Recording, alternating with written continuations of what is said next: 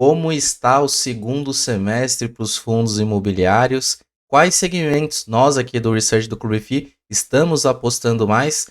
Tudo isso e mais toda aquela atualização semanal de que você já está acostumado de tudo que você perdeu durante essa semana, mais fatos relevantes e também respondendo suas dúvidas e críticas também. Então, Herbert, roda essa vinheta aí, vamos para o seu Fiz e Finanças que hoje tem muita coisa.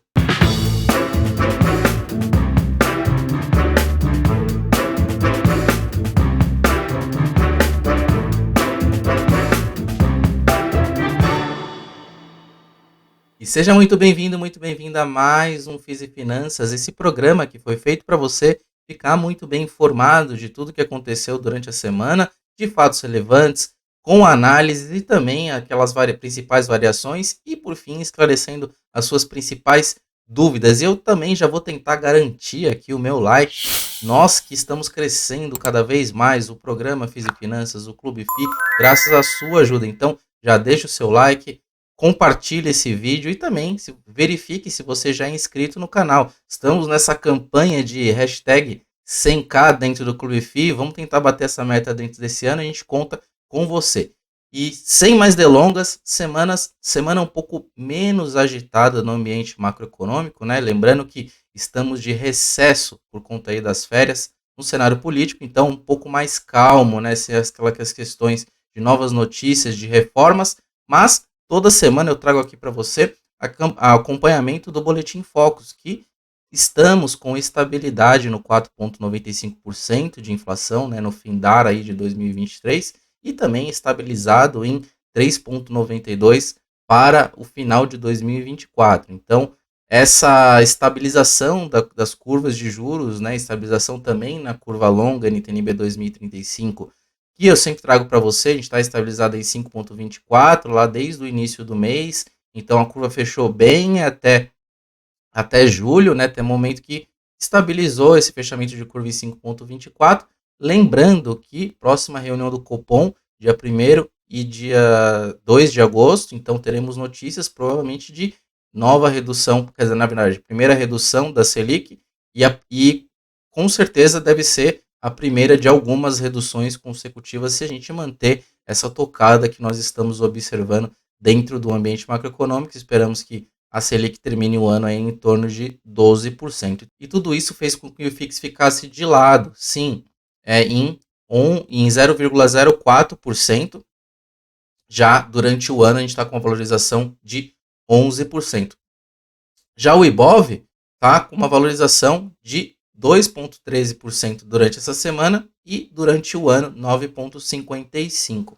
E também, um gráfico que eu sempre trago aqui para vocês é a variação por segmento. A gente costuma segregar o que é cada tipo de segmento dentro do IFIX e ver as variações no mês de cada segmento. Então, os fundos de fundos puxaram a alta do IFIX em 0,97, seguido pelo shopping center e as lajes corporativas. Então, foram esses três segmentos que fizeram o IFIX ficar meio que de lado, né, levemente positivo. E quem não performou muito bem foi o varejo, caindo 0,6%, e os fundos de papéis que também ficaram bem de lado ali no 0,04%. Já o galpões logísticos ficaram também no menos 0,03%. E falando sobre PVP, temos novamente os shopping centers liderando aí com leve ágio de 2%, seguido por varejo e galpões logísticos em 1%, e fundo de fundos que está em 0,95, também em linha com o próprio IFIX, também que está em 0,95, e lajes corporativas e fundos de papéis um pouquinho mais amassado, papéis com 6% de deságio, e as lajes com menos 20% de deságio. Nesse caso, estão mais amassadas, é o segmento que deve ter uma possibilidade de maior de upside com maior fechamento de curva e também configurar e efetivar a queda da Selic, né? Então, já falando um pouco sobre dividend yield, não sei se vocês lembram, algumas semanas atrás a gente estava com dividend yield aí, famoso 1% ao mês, e agora a gente está com 10,7% ao ano, liderado, claro, pelos fundos de papéis, por bastante até, né? Mais de 1% frente ao varejo. Então o papel está ali com 12,9%, seguido pelo varejo de 11,1%, e depois os fundos de fundos e Galpões Logísticos, Shopping Center e lajes corporativas abaixo dos 10,7%. Já sobre o top 5 altas e baixas, na ponta da alta dos 5 fundos, 4 são FOFs, então a gente já observou ali que a valorização maior foi dentro dos FOFs, e aqui está a resposta, que são os 4 FOFs que mais valorizaram: HGFF nos 3,73, CAFOF 2,76, o Vino perdido de laje corporativa ali nos 2,35, BCFF e BCIA na faixa de 2,31 e 2,23. Já na ponta da baixa, VSLH lidera também, fundos de papel caindo ali quase 5,5, seguido por RZAT 4,23, RZAC 4,22, RBRP, que é um fundo híbrido, menos 4%, e o TORD caindo 3,85%. E com tudo isso, né, vamos ao título, como que a gente olha para o segundo semestre. Tivemos sim, dentro da carteira do Clube FI, algumas movimentações no sentido de olhar essa captura ainda maior em fundos de tijolos. Então, algumas carteiras a gente fez alguma movimentação para aumentar o peso em fundos de tijolos levemente. Lembrando que 75% dos investidores são pessoas físicas e 18% são institucionais. Então, essa correção, eu imagino que foi feita aí pelos tubarões, e vocês que também acompanham o Clube FI e olham muito mais curva longa e fechamento de curva longa do que a própria Selic. Então, vocês que acompanham o IFIX e o FIS e Finanças, com certeza contribuíram para essa valorização prévia, porque os fundos estavam realmente muito amassados, mas tem muita gente ainda esperando a Selic cair para poder começar a olhar a renda variável. Então, eu penso que essa queda para 12%, que é uma queda marginal, né? Se pensa de 3,75 para 12, mas deve dar mais uma animada, principalmente nos fundos de tijolos, e aí para o ano que vem eu imagino uma valorização ainda maior se essa queda da Selic continuar acelerando. Porém, a gente não pode esquecer que a gente tem excelentes oportunidades também nos fundos de CRI, que devem sofrer aí marginalmente no mês seguinte em relação à deflação que foi apurada no mês passado, já com a divulgação dos rendimentos agora no fim do mês. Muitos fundos podem equalizar essas distribuições com resultados acumulados. Então, vocês estão vendo muitas postagens aí sobre esses fundos, fundos regime competência que podem sofrer com a próxima distribuição. Pode ser opção da gestora equalizar esses rendimentos com resultados acumulados. Um exemplo é o Cainip, que tem mais de um mês de resultado acumulado. Pode ser opção da gestora equalizar, ou não, ela pode realmente reduzir, guardar mais resultados ainda mais para frente e distribuir depois. Então, isso não dá para saber até agora o que vai ser feito, e você pode ficar muito bem esperto aí que, se houver queda dentro de algo desses fundos que não faz que o fundamento não mude, com certeza abre muita oportunidade de compra. Eu digo principalmente nos fundos de CRI, que já estão, lembrando, bem desvalorizados, né, em maioria, boas oportunidades já existem. E se você observar uma queda ainda maior, o que eu olho muito é aquela tira. Então, se você tem um high grade hoje com taxa implícita, IPCA mais 8, IPCA mais 9, isso ainda caindo mais, essa cota caindo mais, fundo middle grade, por exemplo, que já está com IPCA mais 12, e ter um retorno implícito de IPCA mais 13, IPCA mais 14, isso para mim é coisa de maluco, oportunidade clara de compra. Então, eu acredito que essas capturas ainda a gente vai observar nessas duas classes, tendo em vindo a deflação nos fundos de papéis, e essa é a oportunidade ainda dentro de valorização dentro desses fundos de tijolo. Claro, eu sei, ficou um pouco mais difícil investir com essa valorização. Eu sei que fica aquela sensação de, poxa, deveria ter investido mais, mas ainda existem oportunidades na mesa e a gente tem que saber aproveitar. Nesse sentido, no vídeo passado até citei sobre um relatório que a gente colocou de graça, que é o Aprendendo Mais sobre Fundos Alternativos, onde a gente cita ali os próprios FIAGROS, FIINFRA e FIPRE, só que eu esqueci do jabá principal, que é o nosso relatório Top Alternativas, que vai falar para você realmente quais são as nossas preferências dentro dos FIAGROS, dentro dos FIINFRAs, dentro do FIPE. Então é uma oportunidade de você já receber uma análise pronta do que a gente mais gosta aqui dentro do Clube Free Research. E agora os principais fatos relevantes que você perdeu durante essa semana. O RBVA anunciou a conclusão de uma venda que ele já havia anunciado com a assinatura da escritura dos imóveis Rio Claro e Jundiapeba, sim, localizados ali em Rio Claro, né, em São Paulo, e também Mogi das Cruzes, em São Paulo. Eram todos locados para a Caixa Econômica Federal. Houve um ganho de capital de 2,4 milhões. O valor da venda foi 32% acima do valor de aquisição e 57% acima do laudo.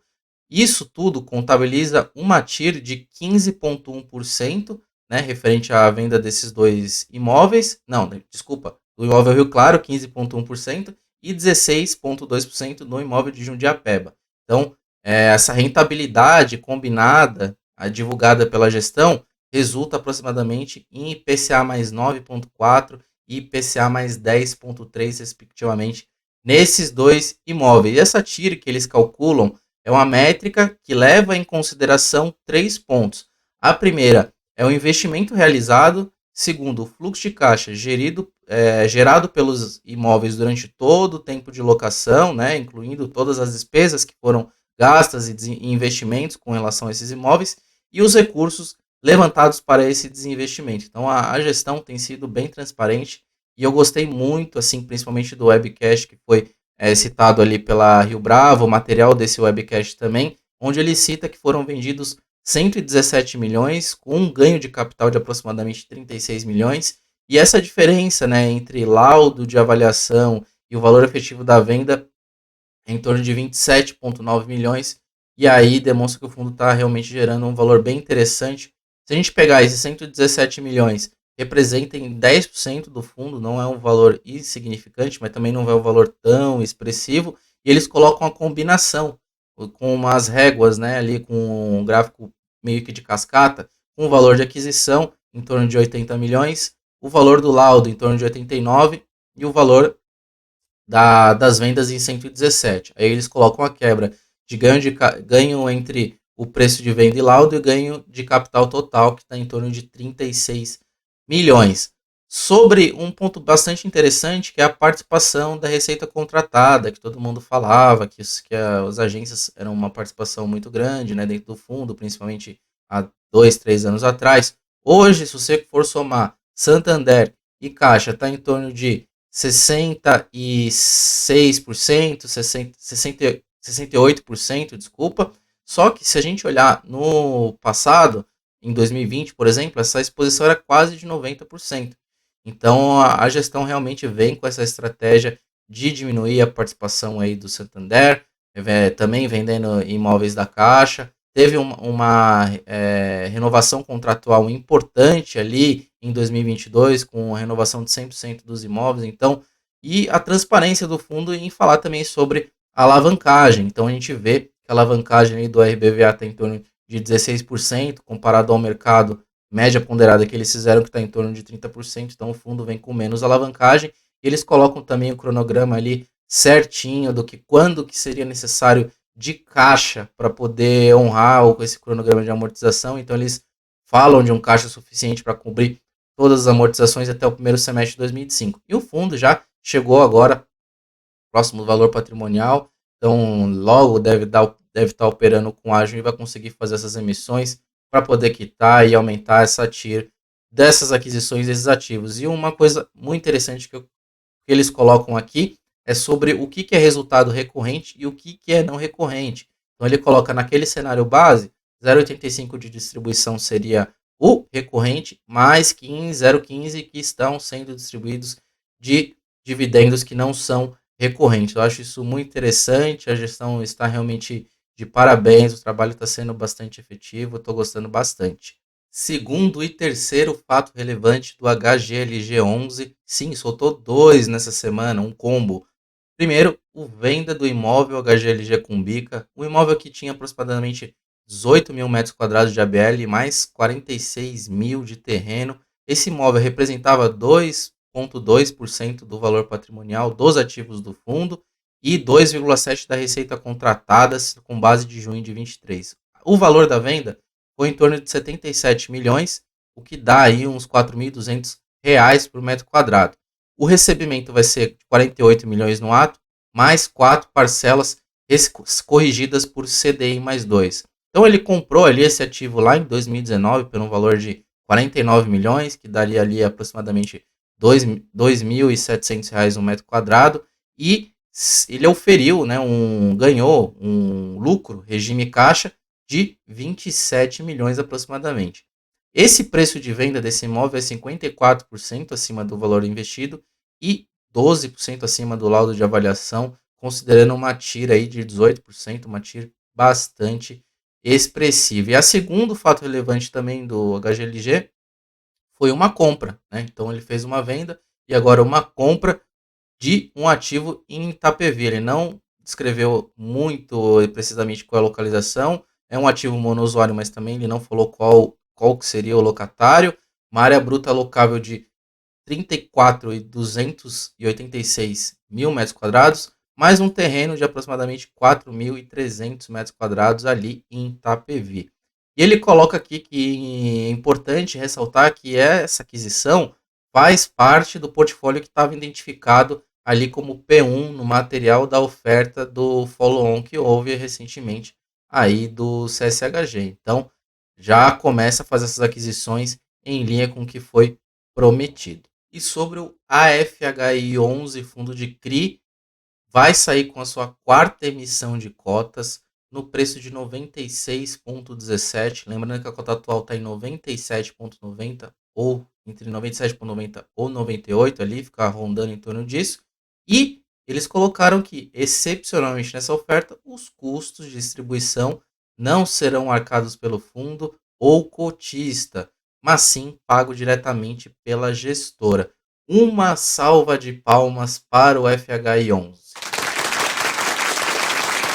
Excelente notícia, né? Lembrando que não é de graça, né, essa oferta. Eu até trouxe aqui uma tabelinha para vocês darem uma olhada de uma emissão recente de um outro fundo, não é do FHI. E se a gente pegar aqui, né, os custos indicativos dessa oferta em 11 milhões 223.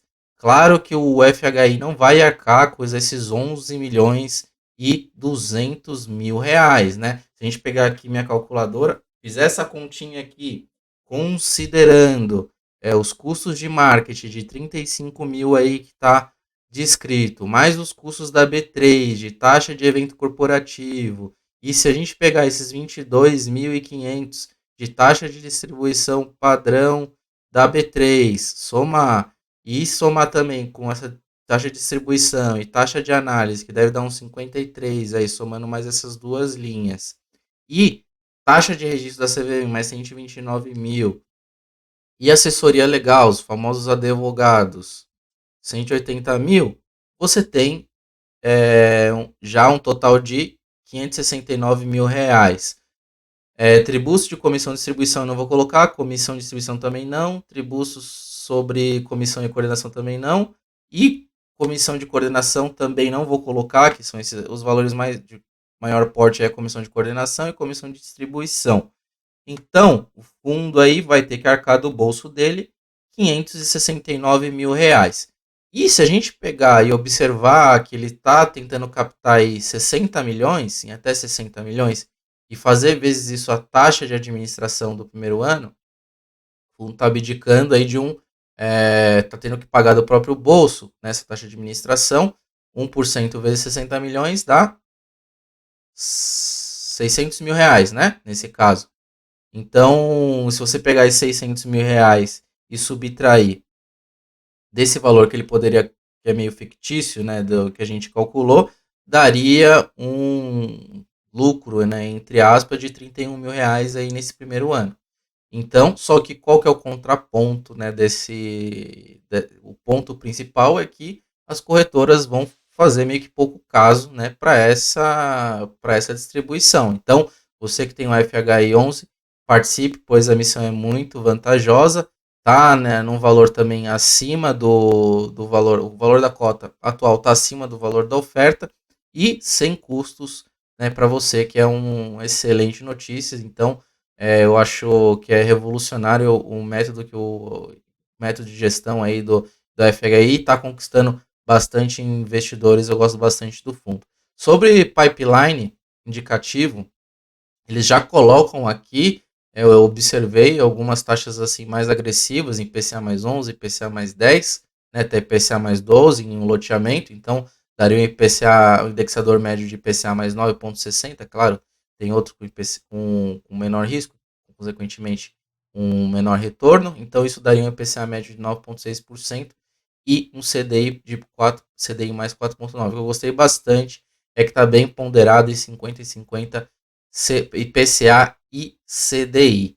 E outro fato relevante é do BBPO e do HFOF, mas referente à assembleia que foi chamada dentro do BBPO. E o engraçado foi que no fato relevante que o BPO divulgou no dia seguinte, ele tampou ali os fundos que chamaram essa assembleia, mas eu trago aqui para você, no fato relevante do HFOF, quais que foram os fundos. Então, o CSHG, o fundo de FOF da CSHG, mais o CSHG recebíveis e o Renda Urbana, dentro do Credit Suisse, Kinea também chamando, com o FOF da Kinea, tem esse fundo de investimentos ações Ponta Sul, que eu não conheço, tem o fundo HFOF, né, o RED, e também o Quilima, fundo de investimento, né, o Suno 30, e também a VBI, com a VBI REITs FOF e o VBI Renda Mais FOF, fundo de investimento imobiliário. Então, VBI, Quilima, RED, Kinea e também Credit Suisse, chamando a Assembleia para mudanças dentro do regimento do fundo, que a primeira é locar imóveis não só para o Banco do Brasil. Para você que não conhece, o BBPO tem 64 imóveis do Banco do Brasil, teve uma renovatória, né, recente, que foi importante, e esses 5 fundos que são cotistas também do BBPO estão convocando essa assembleia para mudanças aí no regulamento. E a segunda, essa é a primeira, né, para quaisquer locatários, e a segunda, alienar imóveis do fundo a qualquer tempo. E o terceiro é adquirir novos ativos alvos. E terceiro e quarto, a realizar amortizações a qualquer tempo. E lembrando que locatários, do que ele se refere aí, são quaisquer pessoas jurídicas, bem como quaisquer instituições financeiras autorizadas a funcionar pelo Banco do Brasil, incluindo, mas não se limitando ao Banco do Brasil. Então, isso pode trazer mais flexibilidade para dentro do fundo. Eu achei um movimento muito interessante dessas gestoras. Poderia ter até ocorrido antes, na minha visão, achei excelente. E o último fato relevante é do Bresco, rescisão antecipada parcial da Magazine Luiza no Bresco Contagem.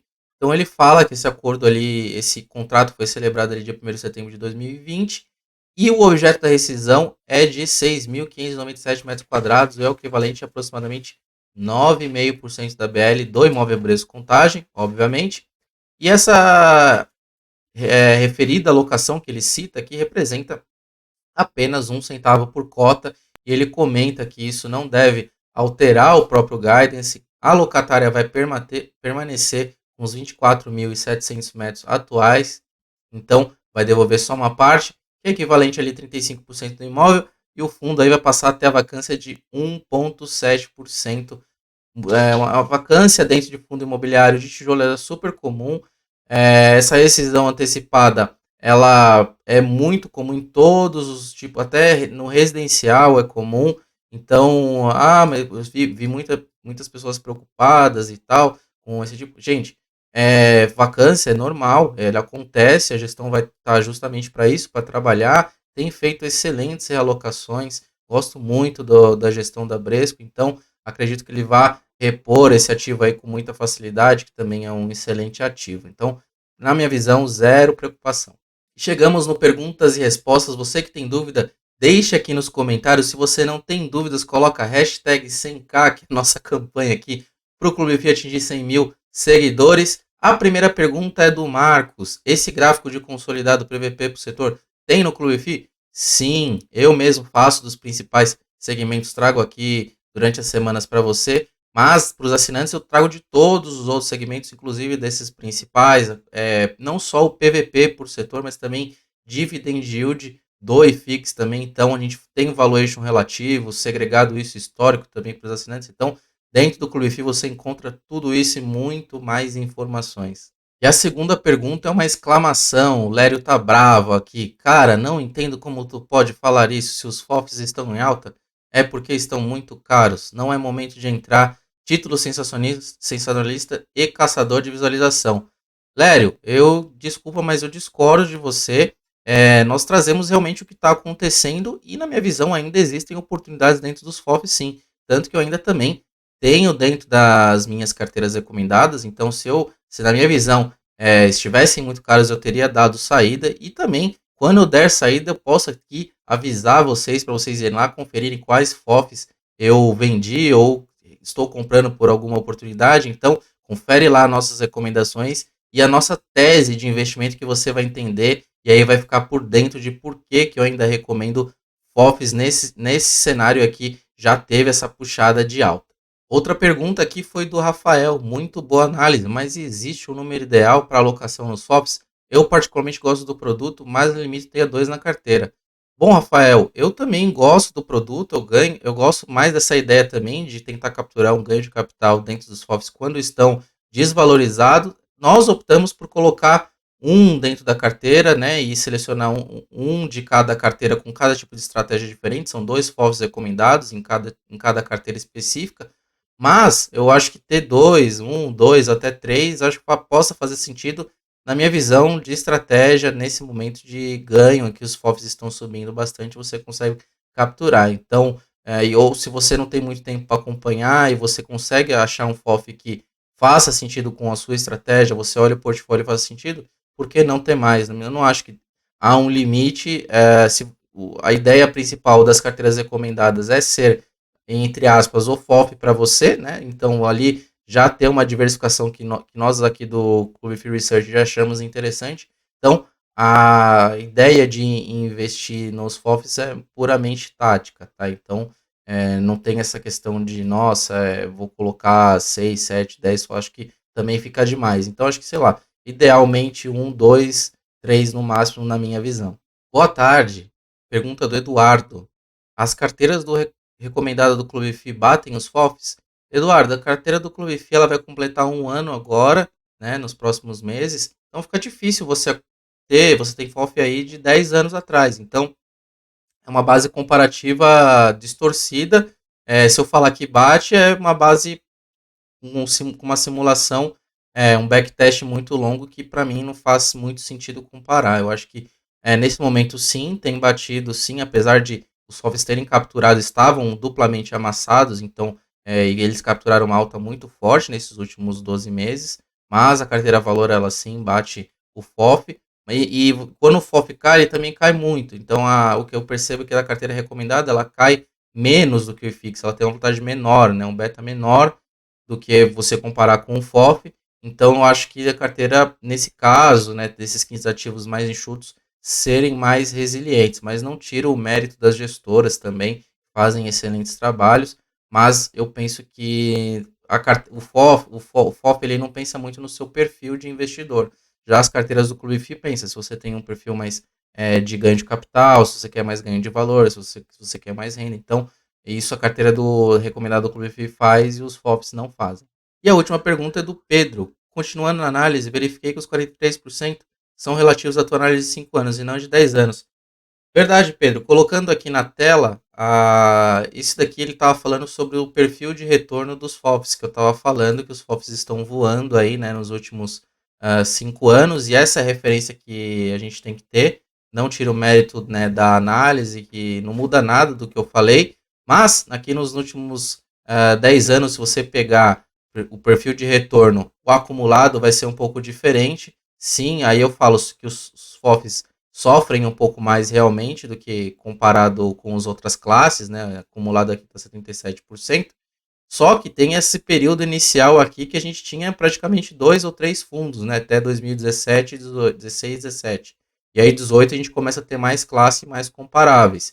Então o meu ponto era justamente esse, de que os FOFs eles performam melhor aí que os fundos de tijolos nos últimos 5 anos, que é justamente a janela que a gente tem que observar para fazer comparação, que a gente tem mais fundos, apesar de a gente ter a queda ali dos fundos de tijolos em termos de percentual do IFIX e o crescimento, né, dos fundos de papel a partir de 2018, eu acho uma comparação bem mais fair olhar esses últimos 5 anos, e inclusive se a gente pegar a média, principalmente dos principais segmentos que compõem os fundos de fundos, o acumulado dos FOFs vem melhor. Então, é aquela máxima de que a FOF não vale de nada, talvez a análise ela esteja sendo feita por exemplos que a pessoa pega exemplos pontuais e não considera ali a análise como um todo. Então, minha visão é que os FOFs sim conseguem entregar um valor interessante, assim, depender de quando você faz claramente essas alocações, as oportunidades surgem justamente para a gente fazer essas alocações nos momentos, na minha visão, mais oportunos. Então, ficamos por aqui. Obrigado aí, Pedro, pela sua contribuição. Se você chegou até aqui, por favor, confere se você deixou o seu like, confere também se você também é inscrito no canal. Um grande abraço, fique com Deus.